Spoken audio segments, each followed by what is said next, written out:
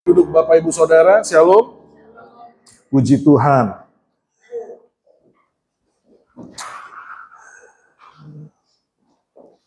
Baik Bapak Ibu, kita akan mendengarkan firman Tuhan dari Kolose 2 ayat 6 sampai dengan ayat yang ke-7. Kolose 2 ayat 6 sampai dengan ayat yang ke-7. Dan tema khotbah kita hari ini adalah hidup tetap di dalam Kristus. Hidup tetap di dalam Kristus. Kolose 2 ayat 6 sampai dengan yang ke-7. Karena ini hanya 2 ayat yang tidak panjang, maka saya mengajak jemaat sekalian untuk kita baca bersama-sama. Mari kita baca, 3, 2, 1, ya. Kamu telah menerima Kristus Yesus Tuhan kita. Karena itu hendaklah hidupmu tetap di dalam Dia. Hendaklah kamu berakar di dalam Dia dan dibangun di atas Dia. Hendaklah kamu bertambah teguh di dalam iman yang telah diajarkan kepadamu. Dan hendaklah hatimu melimpah dengan syukur.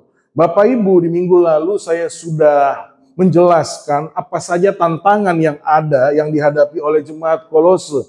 Di antaranya adalah ajaran-ajaran palsu, lalu filsafat dan tradisi-tradisi yang sia-sia, serta adanya penyembahan terhadap malaikat atau makhluk-makhluk selain daripada Kristus. Nah, itu adalah tantangan zaman yang dihadapi oleh jemaat Kolose. Nah, sekarang Bapak Ibu, kita membaca di ayat 6 dan 7, dikatakan di situ hendaklah hidupmu tetap di dalam Dia. Kenapa Saudara? Karena hidup orang percaya setelah menerima Kristus tidak semata-mata bebas dari tantangan, pergumulan, dan pencobaan.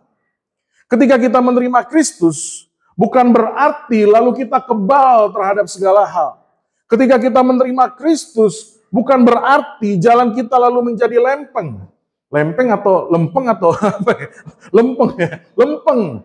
Menjadi zona nyaman dalam hidup kita. Faktanya, seperti yang dialami oleh jemaat Kolose Bapak Ibu, setelah mereka menerima Kristus justru tantangan tetap ada.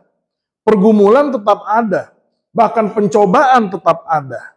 Nah karenanya Bapak Ibu, kita harus waspada dan kita harus siap dalam menghadapi serangan-serangan ajaran palsu, filsafat dunia, tradisi sia-sia, ya, seperti yang dialami oleh jemaat Kolose.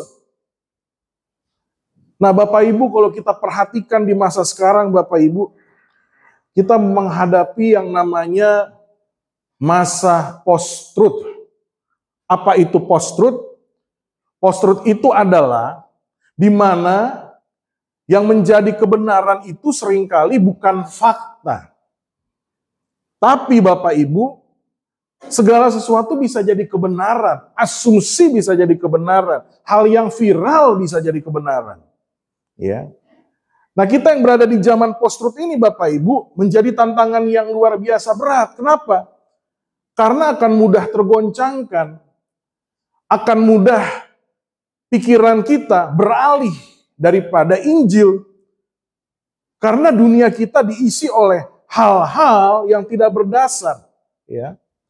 Makanya kemarin sempat Bapak Gembala itu share satu hal yang viral, di mana ada satu profesor, kalau nggak salah atau dosen, yang dalam 1 tahun dia menulis ratusan jurnal atas nama pribadinya, dan akhirnya ketahuan itu semua plagiat Bapak Ibu. Wow!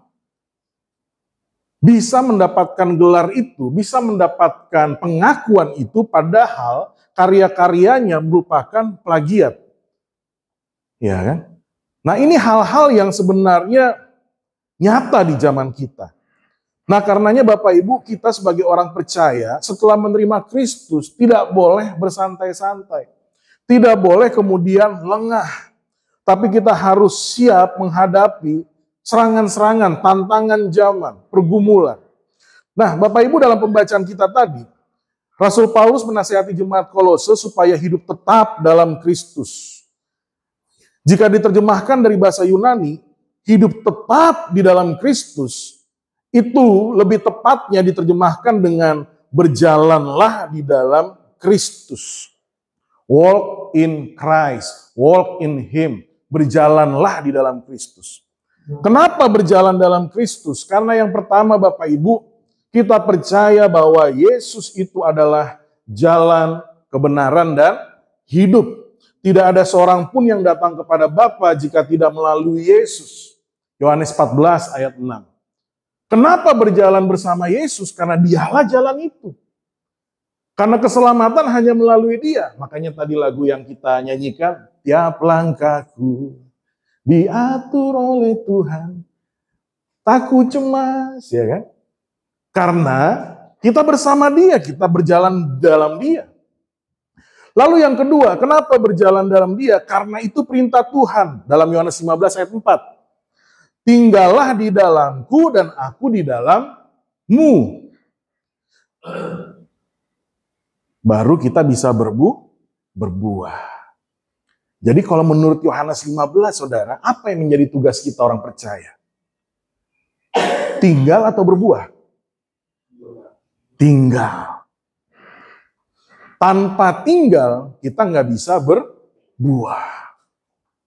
Kalau kita tinggal, otomatis kita berbuah. Jadi ketika dikatakan berjalanlah di dalam Dia, karena memang hanya di dalam Dialah, kita bukan hanya bisa berjalan, tapi berbuah. Nah, dalam 1 Yohanes 2 ayat 6 dikatakan begini, barang siapa mengatakan bahwa ia ada di dalam Yesus, maka ia wajib hidup sama seperti Kristus telah hidup. Artinya saudara, kalau kita berjalan bersama dengan Dia, maka kita pun harus hidup berpadanan dengan Kristus. Nah ini yang harus kita perhatikan. Kita nggak mungkin katakan berjalan di dalam Dia, tapi hidup kita duniawi sekali, nggak bisa. Nggak bisa saudara. Karenanya kalau kita menerima Yesus sebagai juru selamat, maka hidup kita harus berjalan di dalam Dia, dalam Yesus. Karena tidak ada jalan lain yang membawa keselamatan dan kedamaian. Nah Bapak Ibu Saudara, di ayat 7 Paulus menjelaskan bagaimana hidup tetap di dalam Kristus. Bagaimana cara hidup tetap dalam Kristus? Yang pertama kita lihat di situ adalah hendaklah kamu berakar di dalam Dia dan dibangun di atas Dia. Karenanya yang pertama poinnya adalah saudara, bagaimana hidup tetap dalam Kristus dengan berakar dan dibangun di atas Kristus. Dengan berakar dan dibangun di atas Kristus. Kata berakar itu berasal dari kata rizoo dan hanya muncul 2 kali dalam perjanjian baru, yaitu di Efesus 3 ayat 17 dan di Kolose 2 ayat 7. Nah menariknya saudara, kata berakar ini Paulus pakai untuk menggambarkan kehidupan orang percaya yang digambarkan seperti pohon yang bertumbuh. Hidup orang percaya digambarkan berakar dalam Kristus dan dibangun di atas atau bertumbuh di atas Kristus. Nah yang menariknya saudara, kenapa dipakai analogi berakar? Ya ini tentu rekan-rekan yang senang bercocok tanam pasti tahu ini apa fungsi akar. Yang pertama saudara, fungsi akar yang kita semua juga pasti tahu adalah akar itu menyerap air dan nutrisi dari dalam tanah. Akar itu menyerap air dan nutrisi dari dalam tanah. Karenanya akar bertumbuh semakin dalam, semakin kuat, mengikuti atau sejalan dengan di mana sumber daripada nutrisi dan air tersebut. Kalau sumber nutrisi dan air itu dalam, maka akar itu bisa semakin dalam mencari sumber. Nah, semakin akar itu tertanam di dekat sumber, saudara, maka pohon itu bisa bertumbuh besar, tinggi, menjulang, saudara. Tapi kalau misalnya akar itu berada di media yang sedikit air dan nutrisi yang bisa diserap, maka pertumbuhannya itu stagnan. Bahkan saya seringkali menemukan pohon yang bantet. Bukan hanya itu, daunnya itu nggak segar, daunnya layu. Itulah pohon yang tidak berakar di media yang banyak air dan nutrisinya. Nah, apalagi pohon ketika ditanam di media yang tercemar. Hampir banyak tanaman yang saya temukan mati. Hanya tanaman tertentu dan khusus saja yang bisa di situ. Tapi itu sedikit sekali spesiesnya. Nah, tapi yang mau saya bagikan di sini, akar itu fungsinya menyerap air dan nutrisi dalam tanah. Nah, karenanya saudara, seperti pohon yang hidupnya bergantung kepada sumber nutrisi, demikian juga hidup orang percaya bergantung pada Kristus. Di mana air dan nutrisi adalah sumber kehidupan yang dicari oleh pohon, yang bisa memberikan kehidupan oleh pohon.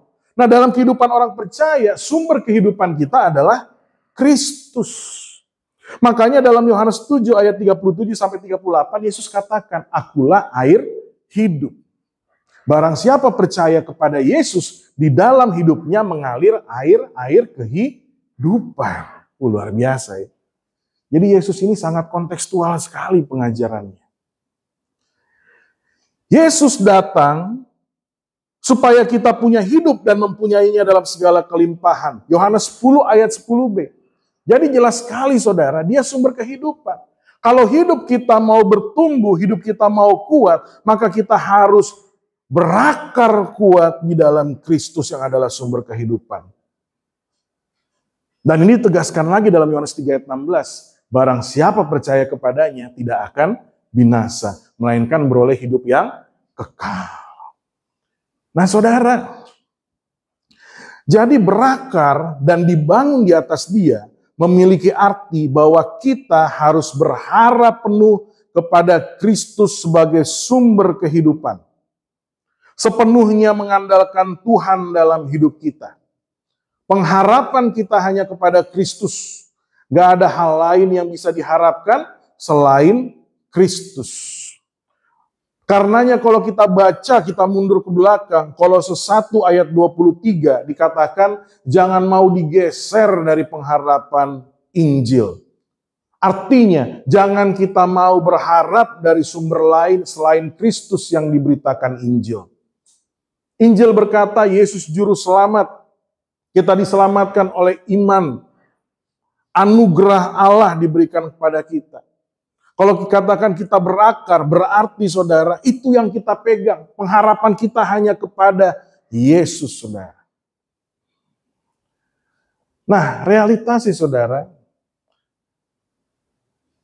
banyak ditemukan orang-orang percaya, mereka berharap kepada hal-hal yang lain. Sehingga apa yang terjadi? Kehidupannya kehilangan sukacita dan damai sejahtera. Makanya dikatakan firman Tuhan ini juga bicara soal akar, saudara. Akar dari segala kejahatan adalah cinta uang. Iya kan? Ngomong akar lagi nih. Ya, jadi ternyata kejahatan juga bisa berakar. Dan akarnya itu, saudara, bukan cinta Tuhan, tapi cinta uang. Nah, di dalam Kolose 2 ayat 6 dan 7 kita diingatkan supaya hidup kita bisa berbuah kebaikan, supaya hidup kita bisa berbuah dalam segala hal, akarnya harus di dalam Dia, yaitu Kristus. Jadi bukan dalam hepeng, saudara. Tahu hepeng? Nah, itu. Ya. Bukan berarti lalu setelah mendengar firman ini kita punya uang lalu kita bawa ke mimbar, saya persembahkan semua untuk Tuhan. Gak gitu juga. Gak gitu juga. Tapi ini bicara, akar itu bicara soal apa tadi? Pengharapan. Seringkali kita salah menaruh pengharapan. Kita menaruh pengharapan kepada uang, penghasilan, usaha kita. Padahal seharusnya pengharapan yang benar itu kepada Tuhan. Makanya ini ayat yang favorit, saudara, yang gak pernah saya lupakan. Matius 6 ayat 33. Yang bunyinya adalah, carilah dahulu kerajaan Allah dan kebenarannya. Maka semua akan ditambahkan kepada kita semua. Carilah dulu kerajaan Allah bukan berarti kita buka handphone, lalu kita klik Google Maps, kita tulis kerajaan Allah. Cari rute, bukan begitu saudara. Carilah dulu kerajaan Allah, artinya saudara, kita berharap penuh kepada Tuhan. Seperti sebuah kota, kalau saudara suka nonton film Kolosal, itu kan sering dalam skenarionya ada kota, dia dikepung musuh. Ya. Ini salah satu film Lord of the Rings, ya, yang suka nonton nih. Ya, Lord of the Rings trilogi, tapi trilogi yang satunya. Ini di Lord of the Rings ini juga sering ditampilkan kota manusia yang terkepung oleh orcs. Lalu dia mengirimkan sinyal kepada kerajaan sekutunya. Ketika mereka sudah dikepung, saudara, belum datang, saudara. Tapi rajanya bilang, kita maju, kita lawan, biarin mati, pokoknya maju. Bantuan pasti datang. Bantuan pasti datang. Artinya apa? Dia memiliki pengharapan. Makanya apa yang terjadi, saudara? Dia tetap berjuang, dia tetap bekerja. Tapi saya juga melihat film Kolosal yang lain, saudara, di mana satu ketika kondisinya berbeda. Mereka sudah terkepung, terpojok, nggak ada bantuan lagi, nggak ada pengharapan. Itu raja dan ratunya langsung menenggak racun bunuh diri, saudara. Nggak punya pengharapan. Apa yang terjadi ketika kita nggak punya pengharapan? Itu seperti tanaman yang mati akarnya, saudara. Pohonnya pun seluruhnya mati. Nanti saya cerita. Itu yang poin pertama, saudara. Akar menyerap air dan nutrisi dalam tanah. Fungsi akar yang kedua pada umumnya adalah menopang tanaman. Jadi akar itu menopang tanaman. Akar tumbuh memanjang sehingga bisa menopang tanaman dalam pertumbuhannya. Semakin tinggi menjulang pohonnya, pasti akarnya semakin kuat tertanam. Demikian juga hidup kita. Ketika kita berakar dalam Kristus, maka hidup kita bertambah kuat, bertumbuh teguh. Tidak mudah jatuh, rubuh, dan terhempas. Sekalipun oleh angin, badai, permasalahan, dan pencobaan. Nah ini saudara yang harus kita perhatikan. Ternyata dalam hidup kita, itu sering datang angin. Angin badai. Badai permasalahan, pencobaan, saudara. Yang kita nggak undang bisa tiba-tiba datang. Nah karenanya supaya kita bisa tetap teguh berdiri, maka akar kehidupan kita harus dalam di dalam Kristus. Supaya kita bisa berdiri teguh. Nah saudara, dalam Matius 13 ayat 8, di situ ada perumpamaan tentang penabur benih. Kalau ada yang ingat, ada benih yang ditaburkan pertama kemana? Pinggir jalan. Segera dipatok burung, hilang. Lalu ada yang ditabur jatuh ke tanah berbatu. Lalu jatuh ke semak berduri. Tapi yang terakhir jatuh kemana? Tanah yang baik. Nah saudara perhatikan, apa yang dimaksud tanah yang baik? Tanah yang baik itu adalah tanah yang tidak berbatu dan bersemak duri. Kenapa ada tanah yang tidak berbatu dan tidak bersemak duri? Kan begitu. Karena dibersihkan, simpelnya begitu aja. Ya, karena dibersihkan. Ya. Saudara lihat di alam liar sana. Kalau enggak tanah itu bekas diinjak orang, kalau enggak memang dibersihkan orang, pasti enggak ada tanah yang bersih. Enggak ada tanah yang baik. Semuanya seringkali berbatu, semuanya seringkali ada semak duri. Jadi tanah yang baik itu bicara soal tanah yang mau dibersihkan. Nah saudara, iman pengharapan kita akan bertumbuh kuat, menopang kita ketika tanah hati kita bersihkan dari segala batu-batu dan semak duri. Batu-batu itu bicara apa? Kekerasan hati. Semak duri bicara apa? Kekhawatiran. Supaya hidup kita bisa tinggi, teguh, kuat, maka kita harus perhatikan media hati kita. Jangan kita biarkan hati kita dipenuhi dengan kepahitan, kekecewaan, kekhawatiran. Karena kalau kita izinkan batu-batu semak duri itu ada dalam hati kita, percayalah, Ketika orang merendahkan engkau, engkau akan mundur dari imanmu. Ketika orang menghina engkau, engkau akan merespon dengan tidak seperti Kristus. Tapi kalau kita izinkan hati kita bersih, dalam sulit, dalam penghinaan, di dalam duka, kehilangan, kita masih bisa melihat maksud Tuhan yang baik.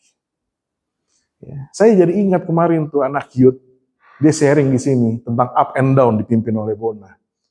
Dari 6 orang, yang down 3, yang up 3. Ya. Tapi dalam down itu yang saya pelajari, meskipun down, tetap datang ke youth. Nah ini yang luar biasa kan? Banyak orang udah down, malas ibadah. Nah ini. Nah ini nih, ini. ini. Ini, gak boleh ya.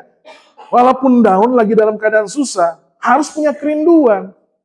Itu tandanya tanah hatinya baik. Amin. Iya. Tapi kalau misalnya kita udah down, lalu kita meninggalkan Tuhan, nah ini tandanya ada batu-batu dan semak duri. Nah itu saudara, supaya hidup kita bisa ditopang bertumbuh kuat, mari miliki tanah yang baik, hati yang baik. Sehingga ketika permasalahan, pencobaan, tantangan datang, kita tidak roboh, tapi kita tetap menjulang dan berbuah pada musimnya, menjadi berkat bagi sesama. Itu yang pertama, saudara berakar. Tapi sebelum lebih lanjut, saudara, saya punya pengalaman baru-baru ini. Jadi rumah saya lagi direnovasi. Tapi sebelumnya, ya kalau mungkin Cepi juga perhatikan, dekat kandang anjing itu ada satu tanaman tinggi menjulang, kira-kira lebih tinggi dari saya. Batangnya kecil, saya baru tahu ternyata itu namanya pohon salam atau daun salam itu. Ya, daun salam. Nah, saya punya hobi baru, piara lele dalam ember. Jadi lele itu saya pindahkan ke depan kandang anjing. Nah kebetulan tanaman dalam pot ini, saudara, itu menghalangi. Nah, saya berinisiatif mau pindahkan tanaman itu. Saya angkat, waduh nggak bisa. Potnya yang hancur. Setelah saya geser-geser, goyang-goyang, ternyata pohon tersebut akarnya menembus pot. Sampai ke bawah tanah berbatu, saudara. Akhirnya saya menyerah. Nah kebetulan kemarin pada waktu renovasi, mama saya bilang pindahin itu pot sama tukang. Tukang nggak bisa pindahin, akar yang di bawah pot itu dipotong. Iya kan? Dipotong, dipindahin. Dalam hitungan hari, 1 hari itu daunnya layu semua. Lalu mama saya bilang, udah tenang aja, nanti disiram hijau lagi. Saya nguras lele, saya siram saudara. Ada kali 2 baskom saya siram sampai basah tanah. Dan besoknya juga disiram lagi, nggak tumbuh lagi. Mama saya bilang, kok nggak tumbuh ya? Saya bilang begini, tentu aja, karena yang masuk ke bawah itu akar. Jadi akar yang di pot itu bukan akar lagi, udah jadi batang. Akarnya sudah di bawah, itu yang kita potong. Ketika akar itu nggak ada, mau treatment apapun, nggak menghidupkan lagi, saudara. Nah makanya kita harus sungguh-sungguh pada pengharapan kita. Karena kalau kita sudah kehilangan pengharapan, mau tiap minggu ke gereja, mau dikotbahin sama keluarga, sama pendeta, mau diomongin sama orang terdekat kita, Yesus baik. Udah mati, saudara. Udah mati. Hati-hati dengan pengharapan kita, saudara. Ya. Makanya saya sering kali ada dengar teman, aduh, ini saudara ya, kalau udah pindah, udah berubah roda kehidupannya, udah jadi kaya, lupa Tuhan. Ya wajar. Karena pengharapannya udah mati. Udah gak berharap lagi sama Tuhan. Berharapnya udah sama cuan, bukan Tuhan. Mirip-mirip loh cuan sama Tuhan itu. Mirip loh. Ya kan? Mirip loh. Tuhan sama cuan tuh mirip loh. Tapi ternyata beda sekali. Yang satu sumber kehidupan. Yang satu tidak menghidupkan. Nah makanya saudara, mari kita jaga akar kita. Yang kedua, bagaimana hidup tetap di dalam Yesus. Dengan bertambah teguh di dalam iman kepada Yesus. Saudara, kita tahu dalam Ibrani 11 ayat 1, iman adalah dasar segala sesuatu yang kita harapkan dan bukti dari segala sesuatu yang tidak kita lihat. Melalui iman, kita dapat percaya kepada Allah yang tidak terlihat. Melalui iman, maka kita percaya janji-janjinya meskipun janjinya belum tergenapi dalam hidup kita. Melalui iman, maka kita bisa dengan sukacita melakukan firman walaupun kita menderita. Itu iman. Karena apa yang belum kita lihat tapi kita percaya. Nah, firman Tuhan bilang, bertambah teguh di dalam iman kepada ajaran, yaitu kepada Yesus. Nah, perhatikan di sini saudara, bagaimana kita bisa tetap di dalam Kristus. Yang pertama berakar dan dibangun di atas Dia. Yang kedua bertambah teguh. Bertambah teguh itu dalam bahasa Yunaninya aslinya dari kata bebaio, yang artinya stabilitas, mantap. Jadi Paulus menasehati agar kita orang percaya memiliki kestabilan, kemantapan di dalam iman yang telah diajarkan kepada kita. Ya. Kepada iman yang diajarkan pada kita. Yaitu iman kepada Yesus. Karenanya saudara, seperti yang dikatakan dalam Efesus 4 ayat 14 sampai 15, coba dibuka Efesus 4 ayat 4 sampai 15. Firman Tuhan. Kenapa kita harus bertambah teguh? Efesus 4 ayat 14 sampai dengan 15. Nah, firman Tuhan dikatakan di sini, sehingga kita bukan lagi anak-anak yang diombang-ambingkan oleh rupa-rupa angin pengajaran, oleh permainan palsu manusia dalam kelicikan mereka yang menyesatkan. Ayat 15. Tetapi dengan teguh berpegang kepada kebenaran. Di dalam kasih kita bertumbuh dalam segala hal karena Dia, Kristus yang adalah kepala. Jadi kalau kita teguh berpegang pada kebenaran, kita tidak akan diombang-ambingkan oleh rupa-rupa angin pengajaran, permainan palsu manusia, dan kelicikan mereka yang menyesatkan. Nah, jadi penting sekali saudara, untuk punya keteguhan, kestabilan iman. Nah, artinya, maka kita perlu memiliki sahabat rohani, pembimbing rohani, kakak rohani, bapak rohani yang benar. Dan komunitas yang benar. Sama seperti Kolose, kenapa mereka bisa bertahan dalam rupa-rupa angin pengajaran filsafat dan tradisi? Karena mereka punya pelayan yang benar. Siapa itu? Epafras. Makanya mereka sebagai jemaat bisa berdiri teguh dalam pengajaran. Nah saudara, kita bergereja bukan hanya untuk berkumpul, tapi kita juga membangun iman, bertumbuh di dalam iman, pengenalan akan Yesus. Nah karenanya saudara, mari kita setia di dalamnya sehingga iman kita teguh. Iya. Saya punya teman-teman saudara. Itu dalam di kantor. Itu kalau kami lagi ngopi sebelum kerja, itu seringkali mereka sharing. Ada satu teman saya yang lebih senior, dia kecewa sekali. Kecewa sekali. Dengan hamba Tuhan di gereja. Kenapa? 13 tahun dia melayani. Di rayon. Cuma gara-gara waktu Imlek kemarin, dia diundang makan oleh jemaat, yang bukan jemaat ini, ex-jemaat ini, lalu dia datang, terus habis itu diskors, saudara. Diskors. Oh, kecewa dia. Dia bilang, kok ada ya hamba Tuhan begini? Dia curhat panjang lebar. Tapi waktu dia selesai ngomong, saya ngomong begini, gak semua hamba Tuhan seperti itu. Kebetulan aja kamu mengikuti hamba Tuhan yang tidak benar. Makanya di situ saya bersyukur. Aduh, saya bersyukur Tuhan. Di mana Tuhan pimpin saya. Saya juga bukan dari gereja ini dari awal, saudara. Saya punya histori. Tapi saya bersyukur Tuhan memimpin. Makanya progresif. Ini bukan Kristen progresif ya. Makanya progresif. Ada suatu perkembangan yang baik gitu loh, saudara.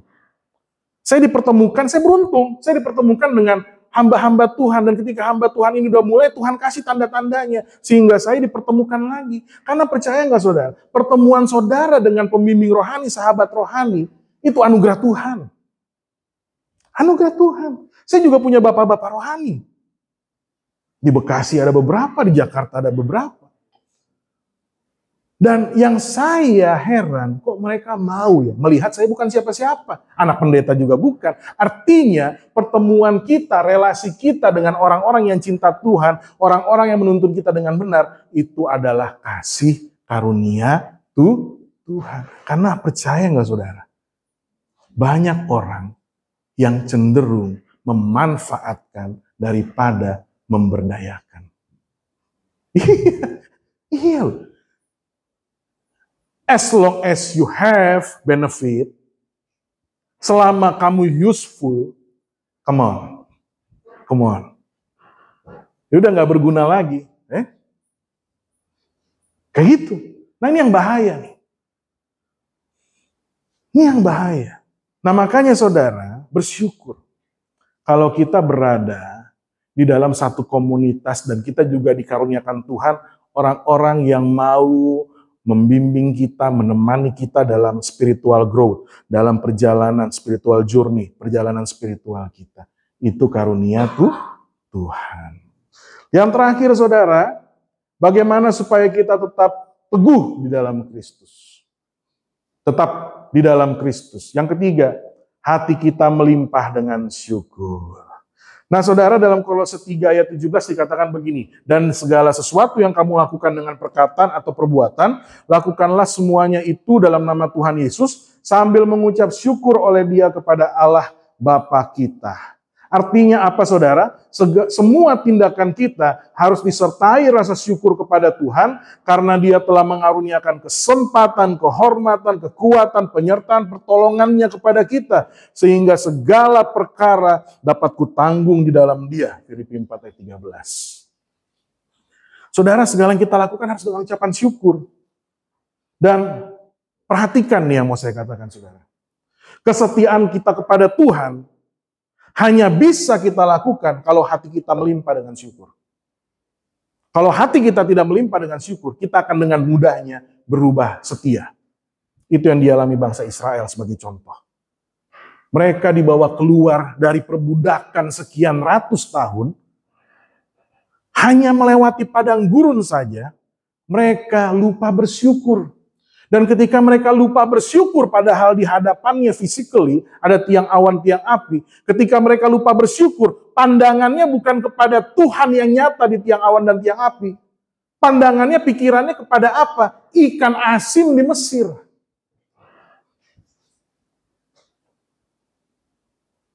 Makanya saudara ya, ini sebenarnya rahasia di mana kita bisa setia beribadah. Rahasia di mana kita fokus beribadah adalah bersyukur. Kalau kita nggak bersyukur, saudara, tubuh kita bisa di dalam peribadatan. Kehadiran kita bisa di gereja. Tapi pandangan kita, pikiran kita nggak kepada Tuhan. Tapi kepada masalah. Iya. Dan apa yang terjadi ketika kita nggak penuh dengan ucapan syukur? Kita akan mudah bersungut dan menyalahkan Tuhan. Saya punya pengalaman nih, saya mau share sama saudara ya, biar saudara tahu rasanya bersyukur kalau duniawi itu kayak gimana. Ini bukan ngomong keselamatan, ini soal dapat hadiah aja deh, syukurnya tuh kayak gimana. Jadi tahun 2017-2018, di kantor saya pertama kalinya Natal ada door prize dengan hadiah utama motor Matic Yamaha Mio. Setiap saya masuk kantor, itu motor dipajang di depan, Pak. Bagus waktu itu. Itu motor yang di rumah saya itu. Istri saya berdoa waktu saya cerita begitu. Berdoa, semoga dapat motor nih buat ngantar anak, buat pelayanan. Betul ya? Berdoa dia. Kalau saya nggak berdoa, saya pasrah. Dan saudara tahu, pada waktu Natal, ternyata bukan cuma istri saya yang berdoa. Semua orang berharap dapat motor, saudara. Karena belum pernah terjadi door prize hadiahnya besar begitu. 2 motor, satu untuk karyawan teladan, itu bukan saya. Satunya door prize. Kan kita juga banyak sibuk keluar, saudara. Nah, saudara, pada waktu diundi, saudara, muncullah 5 nama. Ini undiannya pakai aplikasi. Muncul 5 nama. Nah, 5 nama dipanggil ke depan. Lalu masing-masing disuruh ngambil kunci. Jadi ada 5 kunci, 4 palsu, 1 asli. Saya urutan ketiga waktu itu. Di situ saya mulai berdoa. Ya Tuhan tolong, aku mau motor nih Tuhan. Udah 5 orang nih Tuhan. Akhirnya kita ngambil kunci, saya urutan ketiga, itu ada bungkusan, kita ngambil. Sambil berdoa. Dalam nama Yesus. Saya ambil, saudara. Akhirnya dimulai cobalah. Yang pertama, kedua, ketiga, saya keempat. Pertama, gagal. Kedua, gagal. Ketiga, gagal. Pas saya suruh silahkan duluan. Saking yakinnya saya ini kayak saya ini. Kenapa saya yakin? Saya cium kayaknya ada bau-bau motor. Akhirnya yang kelima, waktu itu Mas Warto, saya ingat udah duluan aja Mas. Dia puter, tiba-tiba teriak, hehehe, saya pikir beneran sudah hampir brok gitu. Ternyata dia ngeprank, ngebohong gitu. Akhirnya saya maju. Tek, nyala motornya saudara. Dapat motor saudara. Saya ngeloncat ke girangan situ. Saya ngeloncat tuh kalau ada rekaman itu saya loncat-loncat di situ. Saya loncat-loncat, saya senang. Ada istri saya, ada mama saya di situ. Saya senang sekali. Dan saudara kami pulang, belum bisa bawa motor karena harus pakai itu ya. Apa namanya itu buat ngangkut. Saya pulang, saya malam, saya mimpi naik motor saudara. Itu senyumnya masih bertahan 2 hari. Bahkan ke kantor saya jalan tuh biasanya jalan bangga banget. Motor gue. Serius, sukacita saudara. Tapi saudara, setelah itu nggak ada lagi door prize motor. Paling sepeda dan macam-macam. Nah, dari 2018, 2019, 2020, 2021, Natalan, itu ada door prize. Dan saudara tahu apa yang terjadi? Setiap door prize saya ngambil nomor, nggak pernah dapat. Kayaknya keberuntungan saya super hidup itu. Tapi saudara, ini yang mau saya ceritakan. Meskipun saya nggak dapat, tapi saya masih bisa ketawa dan senyum-senyum. Karena apa? Sekalinya ada door prize motor, saya dapat. Jadi sukacitanya itu bertahan lama. Teman-teman bersungut-sungut, dia nggak ada. Aduh, gue nggak dapat blender. Aduh, gue nggak dapat setrika. Aduh, gue nggak dapat kipas. Aduh, gue nggak dapat TV. Padahal gue incer. Saya mah, gue udah dapat motor kemarin. Nah saudara, saya mau gambarkan di sini, kalau kita menyadari kita sudah mendapat anugerah keselamatan saudara, hal lainnya tuh cuma bisa buat kita ketawa kok. Apa sih? Nggak dapat warisan? Apa sih? Nggak punya keturunan? Nggak dapat jodoh? Nggak sembuh? Apa? Ketawa aja. Karena lebih daripada itu, takdir kita sudah diubahkan dari binasa menuju kekal. Iya loh. Sisanya, kalau masalah kekekalan aja Tuhan bekerja, apalagi masalah kebutuhan. Karenanya kenapa kita nggak mengucap syukur aja gitu, saudara. Iya. Saya dapat motor itu 2018, setelah itu nggak pernah dapat, tanya istri itu. Setiap ngambil nomor, mau dapat 3 nomor, 4 nomor, kita pegang, ambil banyak, tetap sisa panitia gitu. Nggak dapat. Teman-teman bilang, oh kutukan karena kemarin menang motor. Tapi saya santai aja, ketawa-ketawa aja kami gitu. Nggak ada rasa, nggak ada hard feeling gitu. Karena apa? Udah dapat motor. Sampai sekarang tuh motor masih saya pakai dengan bangga tuh kemana. Ini door prize. Seumur hidup baru dapat door prize motor ini. Nggak pernah dapat door prize. Saudara, kalau kita rasakan bahwa kita sudah mendapat door prize dari Tuhan. Cuma hal-hal kecil, ya kayak blender, kipas angin, cuma TV. Motor 12 juta, 13 juta. Keselamatan yang gak berharga bukan dengan barang fana tapi dengan darah yang mahal. Yang lain seharusnya kita ketawa aja, jangan semut-semut. Karena kita udah dapat door prize utamanya.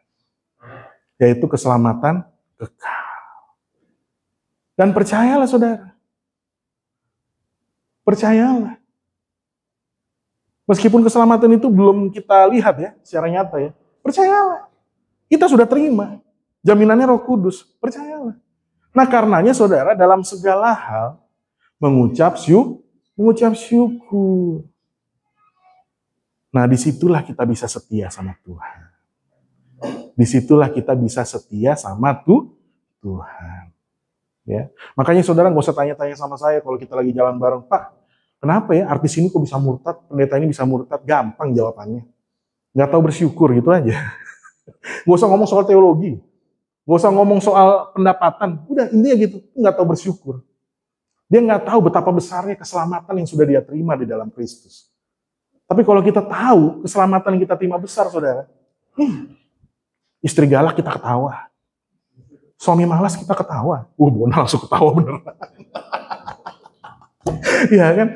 Kita ketawa, saudara, santai aja, bersyukur aja. Yang pertama dalam bersyukur kita sehat.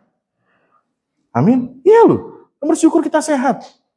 Kalau kita nggak bersyukur, apapun gejala awalnya pun asam lambung, GARD, nah itu udah tahu. Ya kan? Itu. Lalu yang kedua, mulai timbul kerontokan, Pak. Itu disertasi itu kayaknya itu. Ya. Lalu selanjutnya yang lain-lain ya. Itu bukan saya ngomong soal itu umur itu, maksudnya masih muda udah begitu gitu. Jadi saudara bersyukur aja. Ya. Bersyukur juga bukan berarti lalu kita pikir, udah deh aku santai aja, aku nggak melakukan ini, enggak, justru enggak. Dalam bersyukur, kita bekerja keras, kita lakukan dengan tulus. Meskipun hasilnya yang kita dapatkan gak sebanding dengan pekerjaan, tapi karena kita dalam keadaan bersyukur, kita tetap rela melakukannya dengan segenap hati. Saya temukan teman-teman di kantor saya itu mulai kerjanya asal-asalan. Kenapa? Kok gaji gak naik-naik? Gak bersyukur. Padahal kerjanya udah di BPP. Tahu BPP? Tahu gak BPP? Bapak pasti pelihara. Iya, Bapak pasti pelihara, Pak. Loh, saya di situ selama kerja di situ, kerja cuma gaji segitu, tapi berkat dari mana-mana loh. Dari pelayanan mana-mana. BPP itu Bapak pasti pelihara. Itu udah saya ubah namanya. Bukan Badan Pengurus Pusat GBI lagi. Bapak pasti pelihara. God bless you.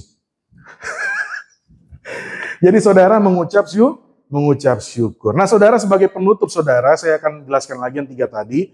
Kita hidup dalam Yesus, yang pertama berakar dan dibangun di atas Dia. Yang kedua bertambah teguh dalam iman kepada Yesus. Lalu yang ketiga, mari hati kita melimpah dengan syukur. Melimpah dengan syukur. Kata melimpah artinya syukur kita itu terlihat dari gerak-gerik kita, dari perilaku kita. Sama seperti saya dapat motor saya melompat ketika saya menerima keselamatan dalam memuji Tuhan, dalam melayani. Ada antusiasme, ada gairah. Ada sukacita yang dirasakan dimanapun kita berada.